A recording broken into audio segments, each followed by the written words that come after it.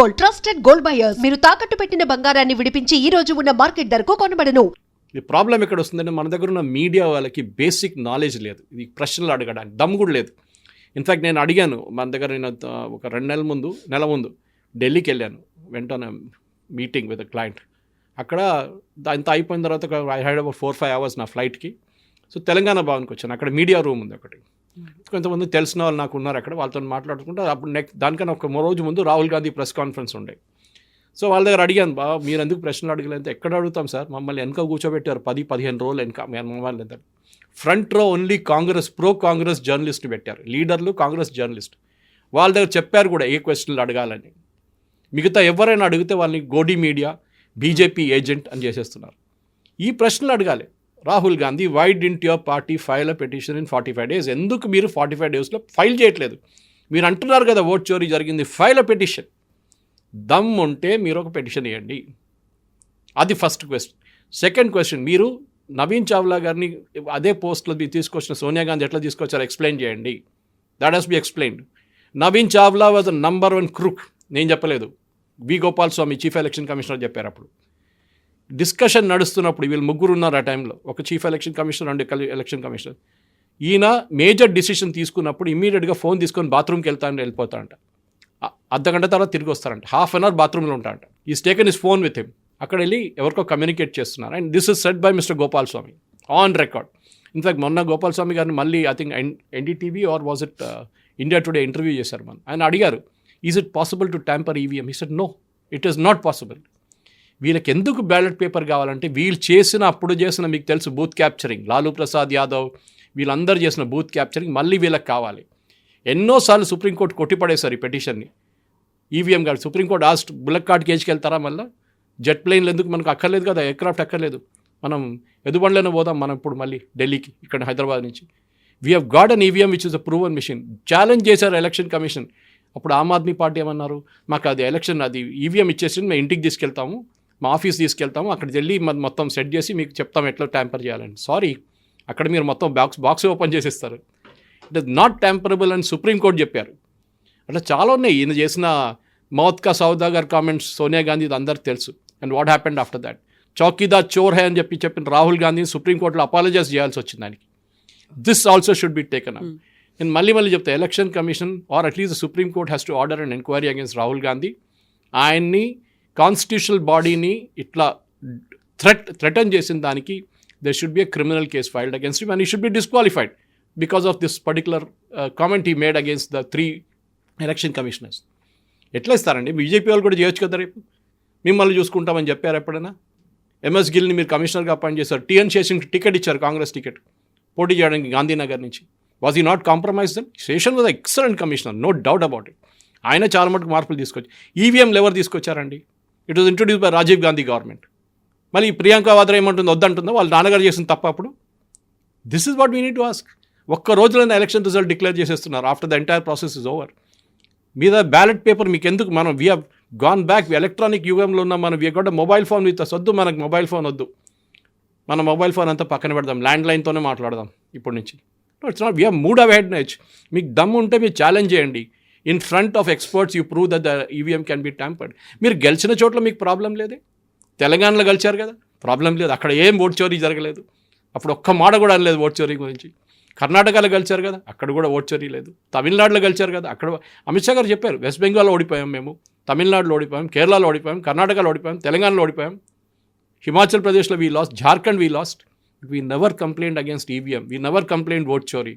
ఓడిపోతే even Amar Abdullah said a beautiful statement అప్పుడు first Jammu Kashmir 2024 Lok Sabha poles తర్వాత, wear assembly poles are also held. ఆయన ఏం చెప్పారు? ఓడిపోయాం, కాంగ్రెస్ ఓడిపోయింది జమ్మూలో. They have to be graceful enough to accept. ఓడిపోయాం, దీనికన్నా ముందు నేను కూడా ఎలక్షన్ ఓడిపోయాను. I never made any allegation. ఈసారి గెలిచాను, ముఖ్యమంత్రి అయ్యాను, that's it. We have made a mistake. Even Tejashwi Yadav first tweet after the Bihar result వచ్చిన తర్వాత ఏం చెప్పారు? మేము ఓడిపోయాం, there some mistakes we made, మేము అది చెక్ చేసుకొని ఏం తప్పులు చేసాం దాన్ని సరిదిద్దుకుంటాం. కరెక్ట్, నో ఓట్ చోరీ, నథింగ్. ఎందుకంటే వీళ్ళు ఓట్ చోరీ యాత్ర అని చెప్పి బీహార్లో మొదలుపెట్టిన ఓట్ చోరీ యాత్ర పేరు ఎందుకు మార్చారు? ఓట్ అధికార్ యాత్ర అని. అక్కడ తెలిసిపోతుంది మీకు. Because allegation cannot stand in a court of law. ఇది ఓన్లీ మీడియా కన్జంప్షన్కి 2 రోజులు మీడియాలో ఉంటుంది. సో ఏం చేస్తే స్ట్రాటజీ ఏంటంటే కవిత గారు వీళ్ళది, ఇంటర్నేషనల్ లెవెల్లో భారతదేశంలో డెమోక్రసీ లేదు. మోదీ గారు ఒక డిక్టేటర్, ఆయన చెప్పిన మాట ఎలక్షన్ కమిషన్ వింటారు. ఎట్లా అండి అది? You should challenge anything. ఈ వీళ్ళు అన్నిటికీ కోర్టుకి వెళ్తారు కదా వీళ్ళు, చిన్న చిన్న దానికి. వాళ్ళు కోర్టులో జడ్జ్ ఇస్తే ఆయన ఇంపీచ్ చేస్తారు, తమిళనాడులో చేసినట్లు. ఇదే వీళ్ళ స్ట్రాటజీ ఇది. ఎవరైనా జడ్జ్ కొంచెం అక్కడిక్కడ వెళ్ళి జడ్జ్మెంట్ ఇస్తారు. రామ్ జన్మభూమి జడ్జ్మెంట్ ఇవ్వగానే చంద్రచూడ్ గారి మీద, దానికన్నా ముందు ఆ రాజ్యసభ మెంబర్షిప్ ఇచ్చారని చెప్పి గొగోయ్ గారు, జస్టిస్ గొగోయ్ వ్యతిరేకంగా చాలా ఆరోపణలు చేశారు వీళ్ళు. వీళ్ళ వైపులో Indira Gandhi during emergency chief justice appoint చేయడానికి 3 చీఫ్ జస్టిస్ని బైపాస్ చేశారు, అంటే సీనియారిటీ లెవెల్లో. And she put one of a చంచాస్ as the chief justice. Then justice HR కన్నా రిజైన్ చేసి వెళ్ళిపోయారు. అప్పుడు he was next in seniority. ఇవాళ మోదీ గారు చేస్తే ఏం చెప్తారండి వీళ్ళు? ఇదే రాహుల్ గాంధీ దగ్గర అడగాలి. మీ గ్రాండ్ మదర్ చేశారు కదా, మోదీ గారు కూడా అదే చేయబోతున్నారు next. Who are the next chief justice, he will not appoint, what will you do? అప్పుడు అంటారు నో మర్డర్ ఆఫ్ డెమోక్రసీ అది. మరి మీ గ్రాండ్ మదర్ ఏం చేశారండి?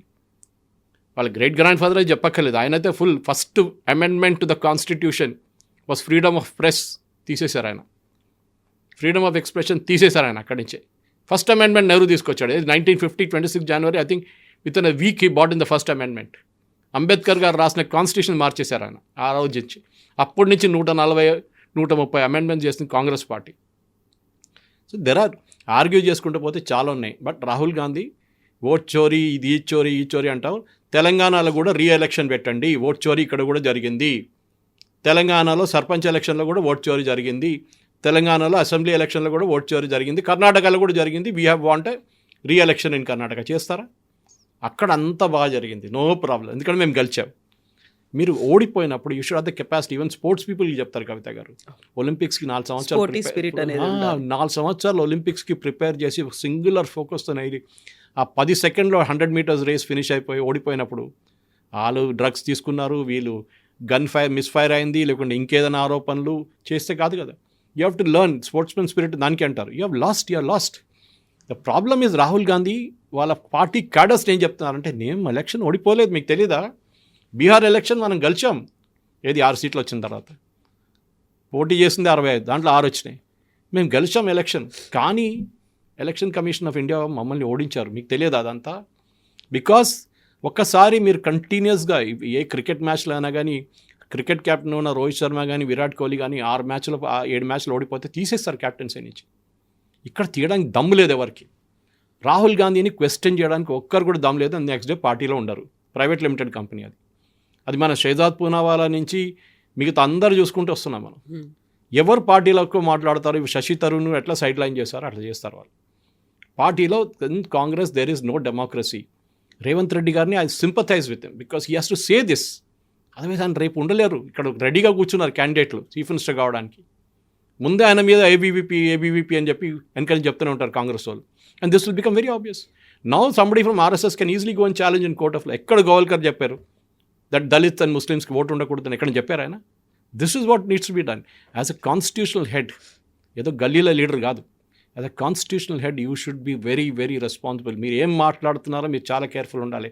Leader of opposition is also a constitutional post. He should know what he speaking. కాంగ్రెస్లో ఏదో junior leader Manish తివారియో లేకుంటే పవన్ ఖేరా మాట్లాడుతున్నారు కాదు ఇది. You are very very responsible. మీరు ఒక్క మాట చెప్పని దాన్ని మీడియా మొత్తం ఇన్ఫర్ చేస్తుంది దాన్ని. And now he will be in deep trouble because ఎట్లా అపాలజైజ్ చేయాల్సి వచ్చిందో సుప్రీంకోర్టులో, చౌకీదార్ చోర్ హే అని చెప్పి రఫేల్ గురించి ఎట్లా అబద్ధాలు చెప్పాడో సుప్రీంకోర్టు పట్టుకున్నారో అట్లనే ఇది కూడా ఇప్పుడు జరగబోతుంది. Supreme Court already quashed it, but still hearing is going on. Bihar elections వాళ్ళు స్టిల్ ఆర్గ్యుమెంట్ వింటున్నారు, కానీ ఎలక్షన్ అయిపోయింది, అంతా అయిపోయింది. వాళ్ళ ప్రాసెస్ కరెక్ట్గా జరిగిందా లేదా అని సుప్రీంకోర్టు చాలాసార్లు చెప్పారు. It has happened correctly, there is no dispute. We'll review it if there some mistake. But వాళ్ళ దాకా ఒక పాయింట్ కూడా బయటికి రాలేదు దాంట్లో. ప్రతిసారి బీజేపీ గురించి మాట్లాడినప్పుడల్లా ఆర్ఎస్ఎస్ గురించి అనేది వస్తుంది ఆరోపణలు. ఇద్దరూ కలిసి దేశాన్ని నాశనం చేస్తున్నారని మాట్లాడినప్పుడు ఆర్ఎస్ఎస్ కూడా రెస్పాండ్ అవ్వాల్సినటువంటి అవసరం ఉంది. ఎందుకని ఆర్ఎస్ఎస్ మాట్లాడదు? దేశభక్తి గురించి, స్వాతంత్రోద్యమం గురించి ఆర్ఎస్ఎస్ని ఇప్పటికీ క్వశ్చన్ చేయడం అని ఉంటుంది. ఆర్ఎస్ఎస్ మాట్లాడుతుంది. మొన్న ఐ థింక్ ఇటు సంజయ్ సింగ్ ఆమ్ ఆద్మీ పార్టీ ఒక స్టేట్మెంట్ అడిగారు, మాకు చూపియండి ఒక్కరైనా వందే మాత్రం పాడి ఆర్ఎస్ఎస్ వైపు నుంచి జైలుకి వెళ్ళారని. ఎందుకని జాతీయ జెండా ఎగరలేదు? First person who went to jail Vande మాత్రం ఆర్ఎస్ఎస్ వైపు నుంచి వాజ్ గోల్వల్కర్. డీటెయిల్స్ నా దగ్గర ఉంది. నా ఫేస్బుక్లో పెట్టాను. నా 5 పేర్లు పెట్టాను నేను. ఒక్కరే అడిగారు, 5 పేర్లు పెట్టాను నేను. ఒక్కరినైనా చూపించండి అన్నారు ఆయన. RSS is a favourite whipping boy వీళ్ళది. ఎందుకంటే మన అందరు తెలిసిందే, నాథూరామ్ గోడ్సే చేసిన హత్య తర్వాత మహాత్మా గాంధీని, వాళ్ళ వైపు ఉన్న బ్రాహ్మిన్ ఫ్యామిలీస్ని మహారాష్ట్రలో ఎంతమందిని చంపారు కాంగ్రెస్ వాళ్ళు? 3,000 మంది సిక్కులను ఎట్లా చెప్పారు ఢిల్లీలో, అట్లనే వాళ్ళు చేశారు అక్కడ. దానికి జవాబు ఎవరు చెప్తారండి? This is what Congress should answer. Why was the Brahmins killed? Godse చంపారని చెప్పి వాళ్ళని కూడా చంపేస్తారు. తర్వాత వాళ్ళు రిపీట్ చేశారు with the six in Delhi 84లో. Indira Gandhi bodyguard 6 అని చెప్పి 3,500 4,000 మంది సిక్స్ని చంపారు. ఎవరు చంపారు? ఇదే కాంగ్రెస్ ఫెలోస్. దాని గురించి అడిగితే రాహుల్ గాంధీ, నేను అప్పుడు చిన్నోడు ఉన్నాను కదా, నాకు తెలియదు దీని గురించి. మన్మోహన్ సింగ్ గారు అపాలజైజ్ చేస్తే అయిపోతుందండి. Sajjan Kumar is in jail. HKL Bhagat was involved, ఆయన ఇప్పుడు లేరు. జగదీష్ టైట్లర్, వీళ్ళందరూ ఉన్నారు కదా గ్యాంగ్, మొత్తం చంపిన లీడర్స్. కమల్నాథ్ ఓపెన్లీ గురుద్వారా ముందు నిలబడి చెప్పారు సిక్కులను అందరూ చంపేశాడని చెప్పి. ఇది వీళ్ళ హిస్టరీ మర్చిపోకూడదు. ఆర్ఎస్ఎస్ వాళ్ళు డిఫెండ్ చేయక్కర్లేదు. It is their problem. నేను వాళ్ళ గురించి మాట్లాడడానికి నాకు అధికారం లేదు. They will defend themselves the way they want. వాళ్ళ గురించి చాలా మటుకు ఆరోపణలు చేస్తున్నాడు. Even Savarkar family has taken Rahul Gandhi to court. Savarkar గురించి మాట్లాడమని రాహుల్ గాంధీకి మహారాష్ట్రలో వెళ్ళి చేయమని చెప్పండి. Sharad Pawar gave a warning. Uddhav Thackeray warning ఇచ్చాడు. ఇక్కడ వచ్చి సవర్కర్ గురించి మాట్లాడేవో అంత సంగతి. Because Savarkar is a revered figure in Maharashtra. ఇక్కడ కూడా కాచిగూడ క్రాస్ రోడ్లో which is the Maharashtrian area, Savarkar statue విగ్రహం ఉంది అక్కడ. వై కాంగ్రెస్ వాళ్ళు అడగలేదు ఎందుకు? అక్కడ విగ్రహం అక్కడ తీసేయమని చెప్తున్నారు. వాళ్ళు తీయమన్నారు. That is the Maharashtrian pride వాళ్ళకి. Savarkar what ever he must said at that. వీళ్ళొక్కరు కూడా ఇంత సవర్కర్ సఫర్ చేసిన పనిష్మెంట్ ఈ కాంగ్రెస్ వల్ల 1% కూడా ఎవరు సఫర్ చేయలేదు. నెహ్రూ 5-స్టార్ హోటల్ లాగా హోటల్లో ఉన్నారు. జైలు అంటారు దాన్ని, అల్మోరాల్ జైలు అని పేరు పెట్టుకున్నారు. మహాత్మా గాంధీ గారిని కూడా జైలు వేసినప్పుడు తెలిసింది మనకి ఎక్కడ ఉన్నారు, ఏ ఇంట్లో ఉన్నారు, ఏ గెస్ట్ హౌస్లో ఉన్నారు మనకు తెలుసు అంతా. I'm not decrying all that. వాళ్ళ వైపు నుంచి జరుగుంటుంది. RSS was a cultural organisation. Difference ఉంది before independence and even now. వాళ్ళు ఎన్నోసార్లు 3 సార్లు బ్యాన్ చేశారు. ఇప్పుడు దాకా 3 సార్లు కూడా తీసేసేయాల్సి వచ్చింది ban. And they participate in republic day parade. ఆలోచించండి. సో మీకు ఆర్ఎస్ఎస్ అని ప్రాబ్లం ఏంటి? Because they are so committed. Ground లెవెల్లో వర్క్ చేస్తున్నారు వాళ్ళు. వాళ్ళ దగ్గర ఒక్క ఆర్ఎస్ఎస్ కాదు, వాళ్ళకి 50 to 60 ఆర్గనైజేషన్స్ ఉంది. దాంట్లో అట్లీస్ట్ 10 మేజర్ ఆర్గనైజేషన్స్ ఉంది వాళ్ళ దగ్గర. ఎడ్యుకేషన్లో ఉన్నారు, హెల్త్ కేర్ సెక్టర్లో ఉన్నారు, వాళ్ళన్నింటిలో వాళ్ళు ఉన్నారు. ఆర్ఎస్ఎస్. ఎందుకంటే హిందుత్వం. అరే మీకు దమ్ముండే జమాయతే ఇస్లామీ గురించి మాట్లాడండి కేరళలో, దమ్ముంటే పిఎఫ్ఐ గురించి మాట్లాడండి, దమ్ముంటే ఎస్డిపిఐ గురించి మాట్లాడరు. ఎందుకంటే that is their vote bank. Rahul Gandhi చేసిన ఓటు అధికార యాత్ర బీహార్ రూట్ చూడండి. It was all through Muslim constituencies. He never went to Patna. అక్కడ బీజేపీ కలిసారు. పట్నా చుట్టుపక్కల అంతా బీజేపీ కలిసేసారు. Because that is known. వీళ్ళు ఓవైసీ దగ్గర నుంచి నేర్చుకోవాలి. వీళ్ళు ఎట్లా చేయాలనేది వీళ్ళకి తెలియదు. Owaisi is very smart. ఆయన ఎక్కడ అటాక్ చేయాలో, ఎవరిని అటాక్ చేయాలో తెలుసు. బీహార్ ఎలక్షన్లో ఈ నెవర్ అటాక్ బీజేపీ. అక్కడెక్కడ చెప్పారు మోదీ గారి గురించి, కానీ major attack was on JDU, మన ఆర్జేడీ అండ్ కాంగ్రెస్. ఎందుకంటే ఆయన ఓట్ బ్యాంక్ వాళ్ళ దగ్గర ఉంది. సో వాళ్ళ దగ్గర నుంచి గుంజుకోవాలి. దానికోసం ఆయనకు 5 సీట్లు వచ్చినాయి, కాంగ్రెస్కి 6 సీట్లు వచ్చినాయి. ఆలోచించండి. నేషనల్ పార్టీకి 6 సీట్లు, చార్మినార్ పార్టీకి 5 సీట్లు వచ్చినాయి. ఇది వీళ్ళ సంగతి. So RSS did not respond. వాళ్ళు ఎవడో గల్లీలో కూర్చొని ఏదో ఆరోపణలు చేస్తున్నారు, రోడ్డు మీద నిలబడి ఏదో చెప్తుంటే చెప్పక్కర్లేదు. They need not. దీనికన్నా ముందు కూడా ఆర్ఎస్ఎస్ ప్రూవ్ చేశారు. సర్దార్ పటేల్ గారు బ్యాన్ చేశారు, కరెక్ట్. దాని తర్వాత బ్యాన్ తీసేశారు కదా. ఎందుకు తీశారు? Because it will not stand in the court of law. Priyank Kharge చెప్పారు, మేము బ్యాన్ చేయబోతున్నాం. ఎవరికండి? State government has no authority to ban any organisation. ఆ ప్రెరోగేటివ్ సెంట్రల్ గవర్నమెంట్ దగ్గర ఉంటుంది. బ్యాన్ చేయండి, నెక్స్ట్ డే కోర్టుకి వెళ్తారు, కోర్టు నుంచి తీర్పు తీసుకొస్తారు వాళ్ళు. ఇది. సో ఆర్ఎస్ఎస్ వాళ్ళ మీద చేసిన ప్రతి ఆరోపణ వీ నీ నాట్ రెస్పాండ్. వాళ్ళ స్పోక్స్ పర్సన్స్ ఉన్నారు, రతన్ శారదా లాంటి వాళ్ళు నేషనల్ టెలివిజన్లో మాట్లాడతారు. They will give the counter. కానీ ఆర్ఎస్ఎస్ని మీకు క్వశ్చన్ చేయడం, సరస్వతి శిశు మందిర్ కానీ ఇదన్నీ వాళ్ళు నడిపిస్తారు కదా. ఏకల్ విద్యాలయాలు నడిపిస్తారు వాళ్ళు. మీరు ఎవరో కాంగ్రెస్ వైపు నుంచి ఒక్కటైనా నడిపిస్తారండి స్కూల్? అట్లా అడగండి. వీళ్ళ ఏమున్నారు? వీళ్ళ సేవాదళం ఉంది. ఆ సేవాదళంలో ఒక స్కూల్ నడిపిస్తారని అడగండి. లేదు వీళ్ళ దగ్గర. They have no such thing. I'm not praising RSS. నేను కూడా అప్పుడప్పుడు వాళ్ళ ఫంక్షన్స్కి వెళ్తూ ఉంటాను. వాళ్ళు డిసిప్లిన్ చూసి నేర్చుకోండి. వాళ్ళు చెప్పులు పెడతారు బయట లైన్గా, బిఫోర్ ద ఎంటర్ ద శాఖ are before the enter the hall. అక్కడి నుంచి మీరు నేర్చుకోవచ్చు డిసిప్లిన్ అంటే ఏంటనేది. వాళ్ళ ఫంక్షన్ 5 గంటలకు స్టార్ట్ కావాలంటే 5 గంటలకు స్టార్ట్ అవుతుంది, not 5:01. That is discipline.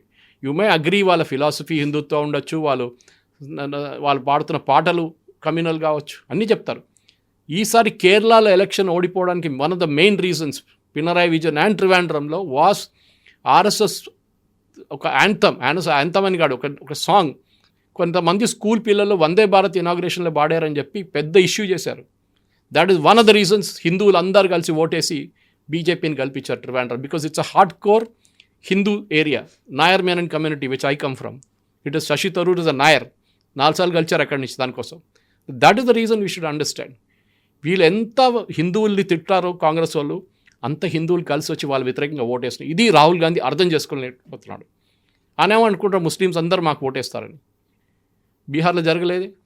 Owaisi వస్తాడు, ఎక్కడైనా మీరుంటే ఓవైసీ వచ్చేస్తాడు, అక్కడ కూడా మీ అంటనే వస్తాడు, మీతో టైప్ కూడా పెట్టుకోడు. అస్సాంలో జరగబోతుంది అదే, వెస్ట్ బెంగాల్లో జరగబోతుంది అదే. వెస్ట్ బెంగాల్లో 0 సీట్స్ దే హ్యావ్ గాట్. అక్కడ ముస్లిమ్స్ ఉన్నారు కదండి, ఎందుకు ఓటు వేయట్లేదు కాంగ్రెస్కి? లాస్ట్ టైం 0, సిపిఎంకి 0, ఈసారి కూడా అదే జరగబోతుంది. This is Rahul Gandhi should ask, హిందువుల మీద ఇంత కోపం ఎందుకు రాహుల్ గాంధీకి?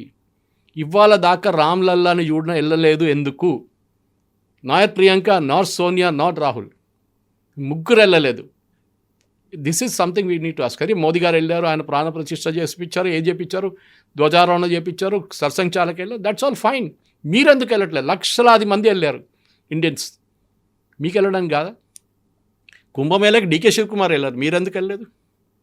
వీళ్ళ దగ్గర అడగాల్సింది. అంత ఛత్ పూజ ఒక డ్రామా అని చెప్పారు రాహుల్ గాంధీ, దాంతో ఉన్న ఓట్లు కూడా పోయినాయి బీహార్లో. వాళ్ళ ఐఎన్సీ కేరళ వాళ్ళేమో బీడీఈసీ కొల్టు బీహార్ అని చెప్పి ఒక క్యాంపెయిన్ నడిపించారు జిఎస్టీ మీద, దాంతో ఉన్న ఓట్లు కూడా పోయినాయి. ప్రతి చోట if I'm the communication head instead of Supriya Shrinate, I would tell, మీరు చేస్తున్న ప్రతి స్ట్రాటజీ ఈజ్ అ బ్లండర్. కానీ నేను కాంగ్రెస్లో ఉంటే కాంగ్రెస్ వాళ్ళు వినరు, అంటే లీడర్షిప్ వినరు మీ మాట. ఎక్కడో లేని ఒక one gentleman has been appointed as a BJP party president Bihar నుంచి. No grandfather politics, no godfather. Modi గారి దగ్గర రికమెండేషన్కి ఎవరు లేదు. Nitin has been appointed, he has been made the BJP working president. ఎట్లా చేశారండి అది? అక్కడే వస్తుంది కాడర్ బేస్లో. భారతదేశంలో 2 పార్టీలు ఉన్నాయి కాడర్ బేస్డ్. ఒకటి మనకు మీకు తెలుసు, ఒకటి బీజేపీ, ఒకటి కమ్యూనిస్టు వాళ్ళని ఇప్పుడు మ్యూజియంలో పెట్టాలి. కేరళలో ఓడిపోతే అంత సంగతి, వాళ్ళని ఏదైనా సలాజంగ్ మ్యూజియం, ఏదైనా మ్యూజియంలో ఫోటో పెట్టి పెట్టాలి. వాళ్ళు కమ్యూనిస్ట్ పార్టీ అంటే ఇదే ఉండే అని చెప్పేసి. కాడర్ బేస్ నేర్చుకోండి, మీరు కాడర్ లేరు మీ దగ్గర. This is the problem. మీరు ఈ మీడియా కోసం కన్జంప్షన్ ఇస్తారు రాహుల్ గాంధీ గారు.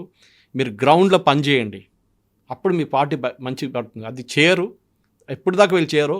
1984 నుంచి కవిత గారు ఇవాళ దాకా కాంగ్రెస్కి లోక్సభలో మెజారిటీ రాలేదు. ఆ రోజు ఇందిరాగాంధీ అసాసినేషన్ తర్వాత వచ్చిన మెజారిటీలో ఇవాళ దాకా కాంగ్రెస్కి ఆన్ దర్ ఓన్ మెజారిటీ రాలేదు. మన్మోహన్ సింగ్ కోయలేషన్ నడిపించారు 2 టర్మ్స్, నరసింహారావు గారు కోయలేషన్ నడిపించారు. This is what they should learn. చెప్తారా మోదీ గారు కూడా కోయలేషన్? Yes, correct. కానీ దానికన్నా ముందు 2014లో వచ్చింది కదా ఆయనకి. దిస్ ఇస్, వీళ్ళు నేర్చుకోవట్లేరు. ఎక్కడ చూడండి, ఎన్ని రాష్ట్రాల్లో వీళ్ళ గవర్నమెంట్ ఉంది? Karnataka, Telangana, Himachal, that's it. మిగతా అంతా కోయలేషన్. దాని పర్టికులర్ మీరు వెస్ట్ బెంగాల్లో ఒక టైంలో Siddhartha Shankar Ray was chief minister, doctor BC Roy, legends ఉండే వీళ్ళ కాంగ్రెస్ది. ఎక్కడ పోయారు వాళ్ళు? 0 సీట్కి వచ్చేసారు. ఫస్ట్ సిపిఎం డిస్ట్రాయ్ చేశారు వీళ్ళని. 30 సంవత్సరాలు వాళ్ళు పరిపాలించారు. దాని తర్వాత మమతా బెనర్జీ 15 సంవత్సరాలు ఎక్కడ? Mamata Banerjee came from Congress, Trinamool Congress. శరద్ పవార్ కాంగ్రెస్ నుంచి వచ్చారు, ఎన్సీపీ, నేషనలిస్ట్ కాంగ్రెస్ పార్టీ. ఎందుకు? They couldn't stand this Congress thing. At least Sharad Pawar అలయన్స్లో ఉన్నాడు, అక్కడ మమతా బెనర్జీ చేస్తే పట్టించుకోవట్లేదు వీళ్ళని. This is something Rahul Gandhi ఇలా పొలిటికల్ అడ్వైజర్స్ ప్రాబ్లం ఏంటంటే, కవిత గారు, ఒక టైంలో అహ్మద్ పటేల్ లాంటి వాళ్ళు legends where they are sitting in the Congress party office. Sonia Gandhi కానీ ఇందిరాగాంధీ ఆఫీస్ బయట టేబుల్ వేసుకొని కూర్చుంటుండే ఆయన. మిస్టర్ 10% అని ఆయన పేరు. ప్రతి డీల్కి 10% తీసుకుంటాడు బిజినెస్ వాళ్ళు వస్తే వాళ్ళ దగ్గర నుంచి. బట్ హీ వాజ్ ఆయన చాలా క్రూషియల్ అడ్వైజర్ ఉండే అహ్మద్ పటేల్. ఆ కూతురు Mumtaz was saying the other day, ఆయన కూతురు, that this Congress leadership is absolute failure అని చెప్పి బీహార్ ఎలక్షన్ తర్వాత. మీరు ఫెయిలియర్ యాక్సెప్ట్ చేసుకోండి Rahul Gandhi. Say that I made a mistake, I'm sorry, తప్పు జరిగింది నాతోని, I'm responsible for it, I will resign. No, he will not resign. అంత ఎలక్షన్ కమిషన్ మీద వేస్తాడు. దిస్ ఇస్ సంథింగ్ నేర్చుకోకపోతే అగైన్ అండ్ అగైన్ సెంచరీ కొట్టబోతున్నారు రాహుల్ గాంధీ. 95 అయిపోయింది, ఇంకా 5 కొట్టేస్తే సెంచరీ ఫినిష్ అయిపోతుంది.